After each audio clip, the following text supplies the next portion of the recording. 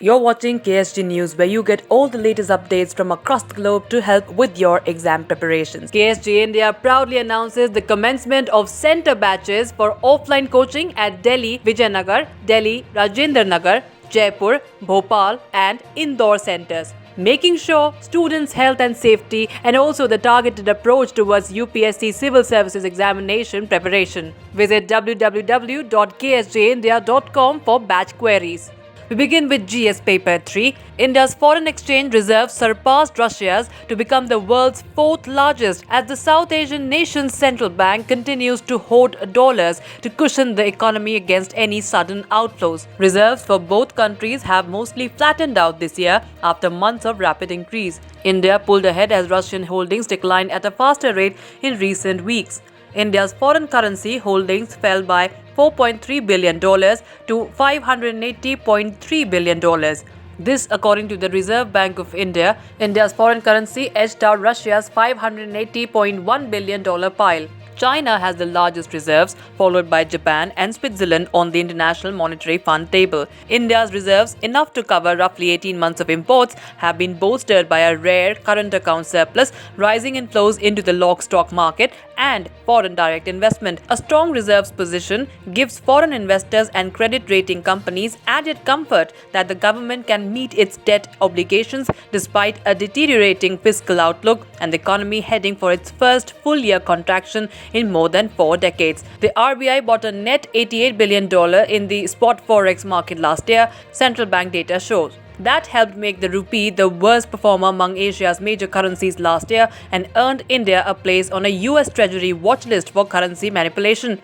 A recent RBI report recommended further strengthening of foreign exchange reserves, citing swings in the rupee around the time of the global taper tantrum in 2013. Now, what are forex reserves? Foreign reserves are external assets in the form gold, SDRs or special drawing rights of the IMF, and foreign currency assets like capital inflows to the capital markets, FDI, and external commercial borrowings accumulated by India and controlled by the Reserve Bank of India. The International Monetary Fund says official foreign exchange reserves are held in support of a range of objectives like supporting and maintaining confidence in the policies for monetary and exchange rate management, including the capacity to intervene in support of the national or union currency. It will also limit external vulnerability by maintaining foreign currency liquidity to absorb shocks during times of crisis or when access to borrowing is curtailed.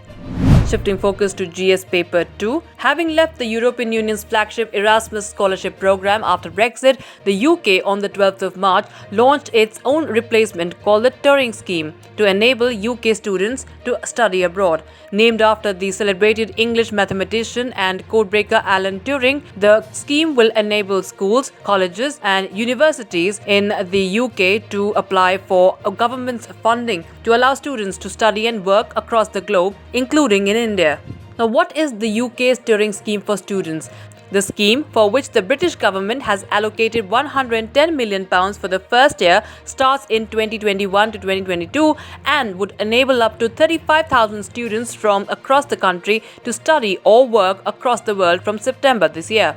Under the program, after schools and universities successfully apply for funding for exchanges, university study and work placements, they can invite their students to apply for individual fundings. British Prime Minister Boris Johnson has said that the scheme would be a global program in which every country in the world will be able to partner with UK institutions. This is in contrast with the Erasmus Plus program, which only included European countries. The scheme is aimed towards ensuring social mobility and targets students from disadvantaged backgrounds and areas from where not many could benefit under the previous Erasmus Plus scheme. Now, how will the scheme impact India? The UK's Department for Education has confirmed that India, already a top source of international students to the UK, could be among the leading list of countries with which UK universities seek to strike student exchange projects. The scheme is part of the UK's drive to increase the amount generated from education exports, including fees and income from overseas students and English language teaching abroad. The government aims to generate £35 billion per year and bring 6 lakh international students to the country by 2030. And now some updates related to GS Paper 3. Tech billionaire Elon Musk's private aerospace company SpaceX on the 14th of March launched 60 Starlink satellites from Launch Complex 39A at Kennedy Space Center in Florida. This was the 9th launch and landing of Falcon 9 first stage booster, which previously supported launch of Crew Dragon Demo 1, Radar Sat Constellation, SXM-7 and 5 Starlink missions. Now what is this all about and what does this really mean? The launch set a record for SpaceX for its Falcon 9 rocket reusability program, since it was the 9th flight and 9th landing for this particular first stage booster. The booster was used previously on a variety of missions, including 5 prior Starlink launches, as well as the Demo 1 mission for the company's Crew Dragon capsule, which was the uncrewed test flight that proved it would work as intended from launch all the way to docking with the International Space Station and then returning back to Earth. SpaceX set its prior reusability record in January this year, another Starlink launch, using this very same refurbished first stage, which had just flown in December of last year before that. SpaceX not only wants to continue to show that it can refly these boosters more and more times, but also that it can turn them around quickly for their next mission, since both speed and volume will have a significant impact on launch costs. In some more updates related to GS Paper 3, state-owned ONGC, which is often perceived as a drag on the crude oil and natural gas produced in the country, has actually seen its contribution to the national production jump to over 70% from under 53% a decade back. This according to Petroleum Ministry data. While Oil and Natural Gas Corporation maintained production levels, output by other operators has dropped, leading to an overall fall in India's output and a sharp rise in import dependency. Now, what is the significance of this? Its standalone production at 47.51 million tons of oil and oil equivalent gas in 2010 to 2011 was 52.8% of a total of 89.91 million tons of oil and gas produced in the country that year. ONGC's share in national production rose from 52.8% in 2010 to 2011 to 54.9% in the following year and to 58.7% in 2012 to 2013, 62.2% in 2013 to 2014, 62.3% in 2014 to 2015, 62.9% in 2015 to 2016 and 65.3% in 2016 to 2017. In subsequent years, it was 67%, 68.4% and 70.3% in 2019 to 2020, the latest year for which data was presented at the review. During this 10-year period, India's dependence on imported crude oil to meet its demand rose from about 2/3 to 85%. ONGC discovered and put to production 7 out of the 8 producing basins of India, covering 83% of established oil and gas reserves. In December last year, it opened India's 8th hydrocarbon producing basin when it started oil flow from a well in the Bengal Basin. Oil India Limited is responsible for putting into production one basin in Assam.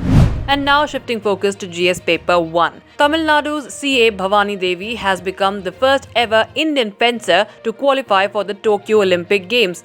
The sabre fencer secured a spot in the World Cup in Hungary after the hosts lost in the quarterfinal of the team event, allowing South Korea to progress to the semi-final. Bhavani Devi qualifies through the adjusted official rank method. The 27-year-old's qualification will be confirmed when the rankings are made official on the aforementioned date. The 8-time national champion had failed to qualify for the Rio Olympics. However, she stepped up efforts to secure qualification for the Tokyo Games and continued to train abroad in Italy under coach Nicola Zanotti before the COVID-19 induced shutdown halted the qualification process. The Tokyo Olympics, scheduled to be held in 2020, were put off owing to the COVID-19 pandemic and are scheduled to take place from the 23rd of July to 8th of August this year. That's it in this edition of KSG News. Stay tuned for more such short, concise and informative videos.